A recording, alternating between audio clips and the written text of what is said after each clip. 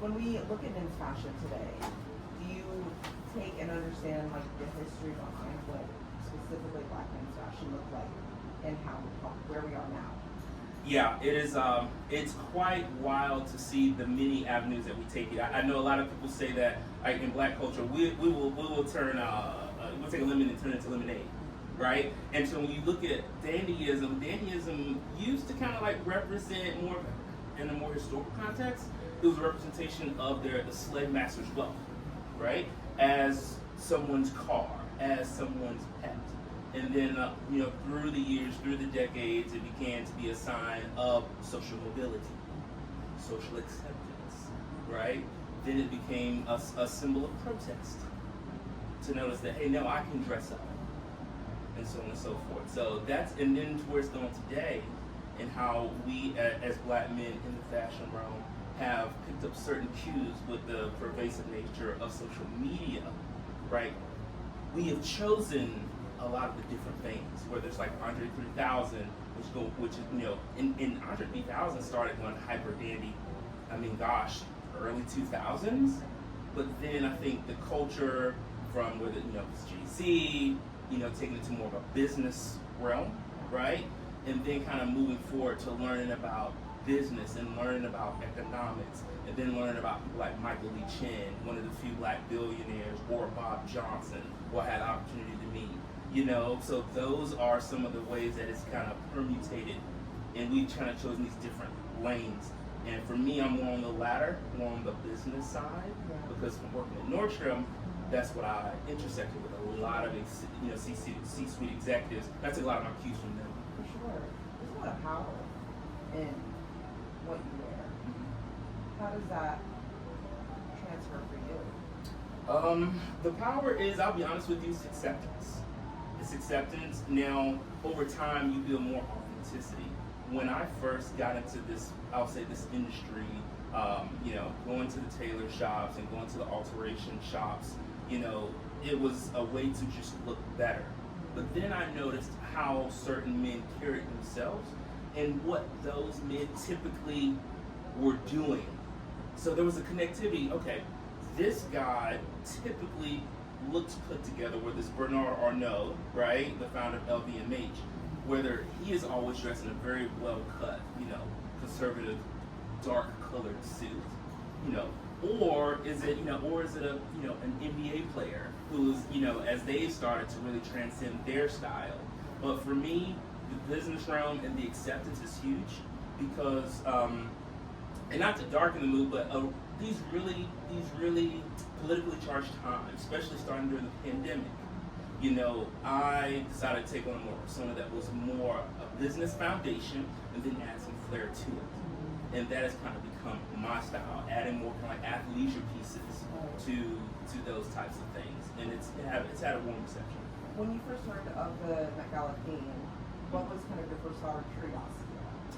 My curiosity was like, wow, like how are they going to cover this level of I would just say spectrum of fashion between the theme being super fine and then Black tailoring, but it encapsulates so many things. And I was like, I can't wait to see the personas that bubble up, like a Janelle Monáe or like an A$AP Rocky, right? Or of course the icon Dapper Dan.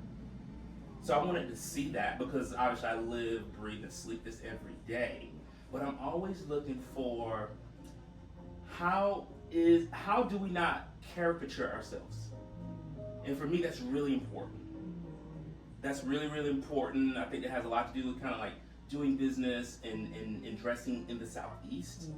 That for me is just, I'm always looking for us not to caricature ourselves when it comes to fashion. And the Southern style Yes. is different than Northern style. 100%. But the Met Gala is held in New York. 100%. And they're talking about Southern style. So how do you think that would translate?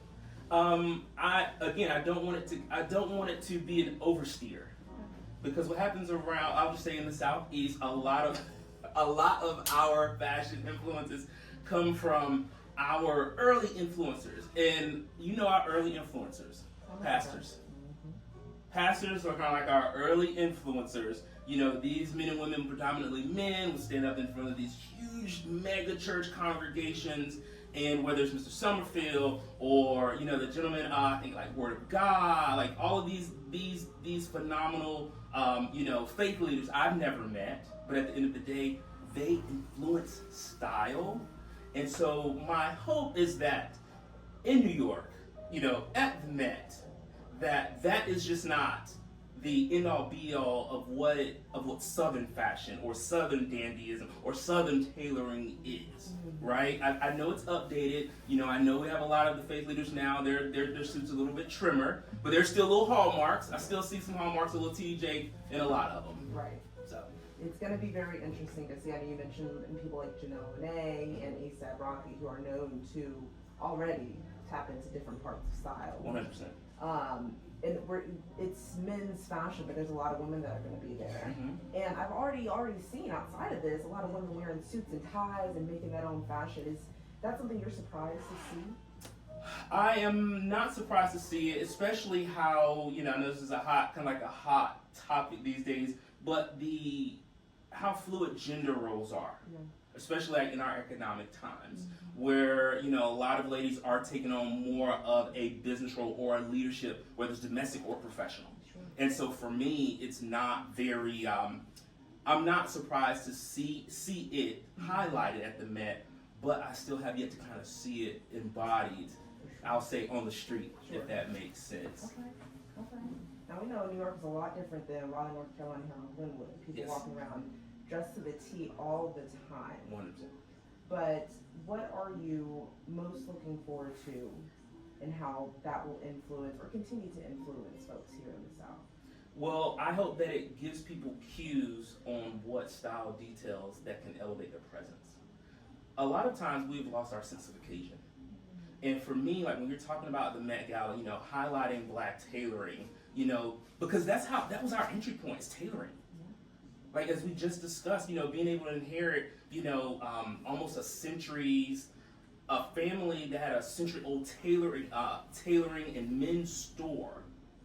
That level of gravitas we're able to benefit from. So an institution like a Nowell's, but typically we couldn't go in there and buy Canali. We couldn't necessarily go in there and buy Brioni. We couldn't necessarily go in and like purchase, you know, Joseph Abboud, because we're talking about 70s, 80s, and 90s, right? And so now we're seeing that stuff come full circle. Our entry point was tailoring, thrifting, you know, consignment shopping. That's how I got into the industry. And so I want the next guard, the next generation, whether it's, you know, the students over at NC State, you know, Wilson School of Textiles, to understand the importance of like tailoring and how what it does is it provides access, provides those like non-verbal communication cues that you care about your personal brand, and so that you know you haven't lost a sense of occasion, whether it's a job interview, whether you're going on stage to give a talk, those types of things. Because it's not all about like high street fashion, you know, Jill Sander, Tom Ford, you know, so it's not all about that. Bruno Cucinelli, it's not all about that. It's about the fit and the silhouette. Not one high-end designer has subpar tailoring, not one. And you've seen these silhouettes change. Now the silhouette's a little bit more full, trousers are a little bit more full. But at the end of the day, things do fit and complement the person's silhouette. So I just hope the foundation, right? Tailoring, garments that fit the body and enhance the person's silhouette. I just hope that isn't lost, because that's the complement to the garment and to the person. Absolutely. Now, why do you think it's important that this theme has come about this year?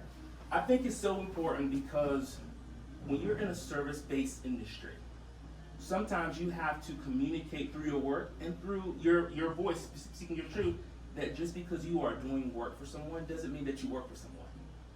Okay? That's really, really key, and I've experienced that, especially being the only African-American designer, men's store owner, you know, in the state, because I've done my research, right? And I've looked out, and I've reached out to certain designers or certain makers and not been able to have the access to some of the brands that we wanted to carry, right? So for me, again, it goes back to tailoring and that personalized and individualized approach. Because a lot of people ask us, they say, well, why don't you have more ready to wear? I mean, you guys are killing it and tailoring and alterations. Well, if you're not provided access, again, we keep going back to these same tropes. access, tailoring. I want to carry some ready to wear things. We gotta remember who took us to the dance, Brian. So we can't feature our ready to wear stuff in your store. So we were forced to make